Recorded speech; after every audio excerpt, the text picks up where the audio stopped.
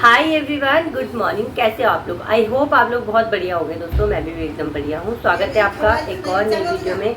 Voice चम्मच नए दिन की शुरुआत के साथ, सूरज की नई किरण के साथ और नए अनुभव के साथ। तो दोस्तों, जैसे कि आप सब लोग जानते हैं कि मैं अपनी वीडियो के माध्यम से आप लोगों से साझा करती हूँ अपने कर्मयोग के द्वारा होने वाले अनुभव को, और ऐसा उम्मीद करती हूँ कि आप लोगों को मेरी वीडियो के माध्यम से कुछ ना कुछ सीख जरूर मिलती होगी।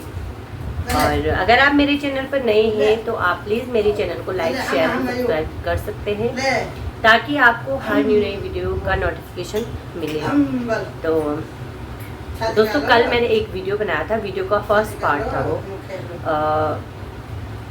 कि आजकल की जो जनरेशन है, इस जनरेशन में, इस समाज में छोटे छोटे बच्चे जो है वो आत्महत्या जैसे कदम क्यों उठाते हैं, ऐसा आत्मघात कदम क्यों उठाते, क्या उसका आधार होता है, क्या हम गलत है, क्या हम गलत पेरेंटिंग कर रहे हैं। बहुत सारे सवालों के जवाब मैंने उस पार्ट में दिया है।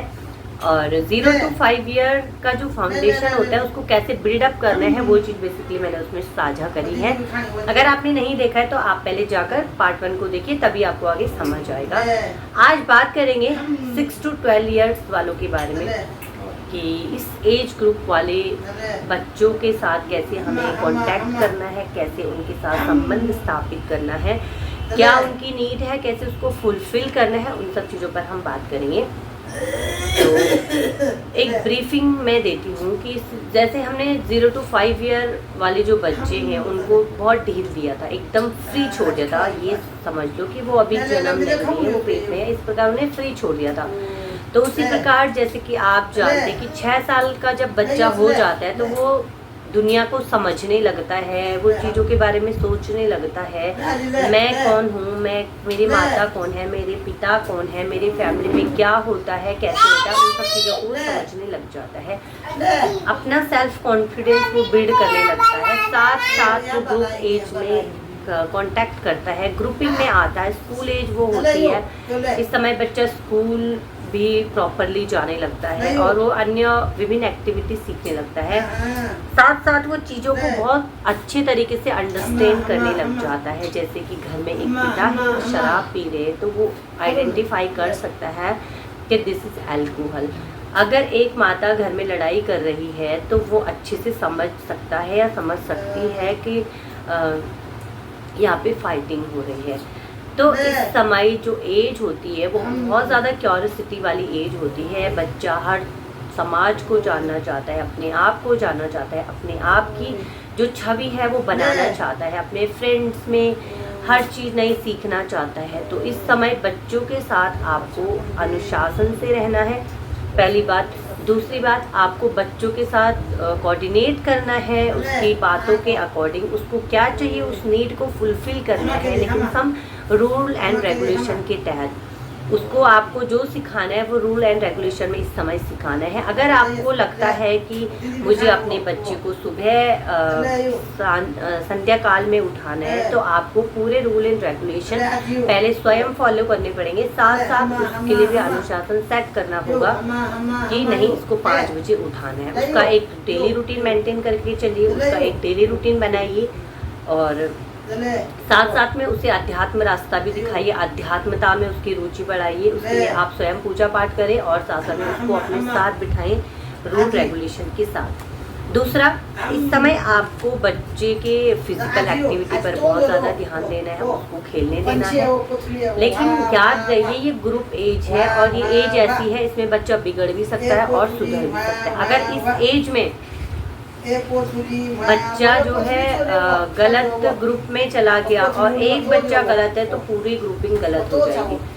आपको बच्चे को इस प्रकार समझाना है ग्रुप कैसे अच्छे होते हैं, बुरे भी होते हैं। आपको उसे कोशिश करना है कि एक अच्छे ग्रुप में ऐड ऑन करने की, और साथ साथ में आपको ये देखना है कि बच्चे को मुझे जो है सामूहिकता तो सिखानी है, लेकिन पॉजिटिविटी के साथ।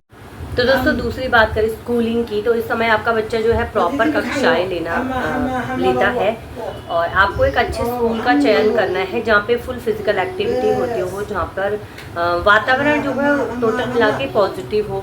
थर्ड बात करें तो स्ट्रिक्टली कैसे पेश आना है, ये नहीं कि आप बच्चे को डंडे से पीट रहे हैं, अगर आप बहुत ज़्यादा नेगेटिव बच्चों के साथ होते हो तो उस चीज़ का भी प्रभाव जो है बच्चे के दिमाग और फिजिकल एक्टिविटी पर पड़ता है। आपको उसे मारना बिल्कुल अवॉइड करना है। मारने की बजाय आप कोशिश करें उसे अनुशासन से सिखाने की, और स्वयं वो चीज़ करोगे तो बच्चा पहली बात तो खुद ही सीख जाएगा। अगर वो नहीं सीखता है तो आप खुद अनुशासन उसके लिए बनाइए, उसके लिए नियम बनाइए।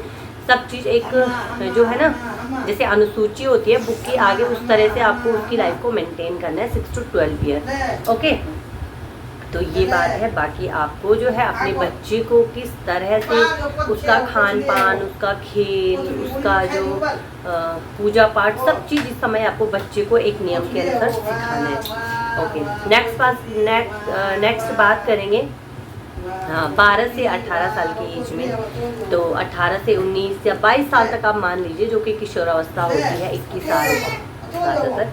तो इस समय दोस्तों बच्चा क्या रहता है, बहुत ज़्यादा तूफ़ानी अवस्था में रहता है। तूफ़ान आप देखते हो कि बहुत तेज़ चलता है। बच्चा किसी की सुनना नहीं चाहता है, समझना नहीं चाहता है। बच्चे को बस अपनी मन की करनी है। अगर माँ बाप उसको जो है बहुत ज़्यादा टॉर्चर करेंगे या फिर उसका पीछा, ये मत कर, वो मत कर, ये मत कर, तो बच्चा बिल्कुल भी नहीं सुनेगा। क्योंकि उस समय बच्चे का खुद में ही कंट्रोल नहीं होता है, तो वो आपकी कैसे सुनेगा। उसको खुद ही नहीं पता कि उसकी आइडेंटिटी क्या है, वो क्या चाहता है, वो कौन है, उसको क्या करना है, आगे क्या करना है, क्या नहीं, कुछ नहीं पता होता उसे। तो इस समय आपको एज अ फ्रेंड उसका साथ देना है, एज अ गुड फ्रेंड आपको उसका साथ देना है। आपका बच्चा क्या चाहता है, वो क्या करना चाहता है, आपको बिल्कुल जैसे एक फूल को आप पालते हैं उसी तरीके से आपको उसका साथ देना है। उसको मिट्टी, पानी, जिस चीज़ की ज़रूरत हो वो उसको देना है, लाके देना है, ताकि वो बिल्कुल सिक्योर फील कर सके, वो बहुत सेफ फील कर सके कि yes this place is safe for me. और फ्रेंड बनना है आपको, उसका पूरा फ्रेंड बनना है। बिल्कुल भी उसके साथ स्ट्रिक्टली पेश नहीं आना है, क्योंकि जो ये समस्याएं आ रही हैं, आत्महत्या जैसे जो आ रही है, वो कहीं ना कहीं इसी कारण से आती है। क्योंकि आजकल की जो ओवर पेरेंटिंग होती है ना, ओवर पेरेंटिंग का मतलब होता है कि हम बहुत ज़्यादा बंदिशें बच्चे पर लगा देते हैं। अब डिजिटलाइजेशन ज़माना है, ये ज़माना कैसा है डिजिटल का, हर किसी को फ़ोन भी चाहिए। माँ बाप अगर बच्चे को फ़ोन नहीं दोगे तो आपको क्या लगता है कि वो फेसबुक, इंस्टाग्राम ये सब नहीं चलाएगा? वो चलाएगा। उसको आपको उस चीज़ को यूटिलाइज करने का नियम सिखाना है कि इसको कैसे यूज़ करना है। इंस्टाग्राम क्या यूज़ आता है, फेसबुक क्या यूज़ आता है, उसकी पॉजिटिविटी के बारे में आपको बेसिकली उसको बताना है। तो एज अ फ्रेंड आप उसे गाइड करेंगे 12 से 18 साल। इस समय बच्चों के जीवन में बहुत ज़्यादा उथल पुथल रहती है, तनाव रहता है, तूफान रहता है। तनाव कैसे रहता है बच्चे पर, बच्चा बहुत ज़्यादा फ्रस्ट्रेट फील करता है, और उसको जो है सुरक्षित जगह चाहिए जहाँ पे वो अपने पहले पैर धो के आओ, जहाँ पर वो अपनी पहचान बना सके। तो आपको उसको अपनी पहचान बनाने में सहायता करनी है। बेटा आप क्या चाहते हो, आप क्या करना चाहते हो, मैं आपके साथ हूँ, मैं पूरे दिल से आपके साथ हूँ, आप जो चाहोगे वो करोगे, लेकिन आपको उसमें थोड़ा बहुत सोचना है कि कैसे इसको एक अच्छे वे में एज अ फ्रेंडली आगे पहुँचाना है। तो क्योंकि इस समय बच्चे में बहुत ज़्यादा परिवर्तन होता है, उसके हार्मोन्स में चेंज होता है, उसके शारीरिक बदलाव होता है, बहुत तेज़ी से ग्रो करता है बच्चा। तो इस समय आपको उस पर बिल्कुल भी गुस्सा नहीं करना है, क्योंकि अगर आप गुस्सा करोगे तो वो और ज़्यादा चिड़चिड़ा, फ्रस्ट्रेट ऐसा फील करेगा। तो आपको उसको बिल्कुल रिलैक्स वे में इस समय रखना है ना। तो ये था पेरेंटिंग के कुछ टिप्स। अगर आपको इस विषय में और डीपली जानना है तो मैं और भी आगे वीडियो बनाऊँगी। फिलहाल आज का वीडियो बस इतना ही। मैं उम्मीद करूँगी कि आपको इस वीडियो के माध्यम से सीख ज़रूर मिलेगी। आप इसको किशोर अपने पेरेंट्स और फ्रेंड्स सर्कल ग्रुप आदि में शेयर कर सकते हैं। तो दोस्तों आप मुझे सपोर्ट करिए, आपकी सपोर्ट की मुझे बहुत ज़्यादा ज़रूरत है, और अगर आप सपोर्ट करेंगे तो मैं अच्छे अच्छे वीडियोज़ भी बना के लाऊँगी। तो बस आज के लिए बस इतना ही। कल मिलूंगी आपसे एक और नई वीडियो में, नई दिन की शुरुआत के साथ, सूरज की नई किरण के साथ और नए अंकों के साथ। तब तक के लिए बाय बाय दोस्तों।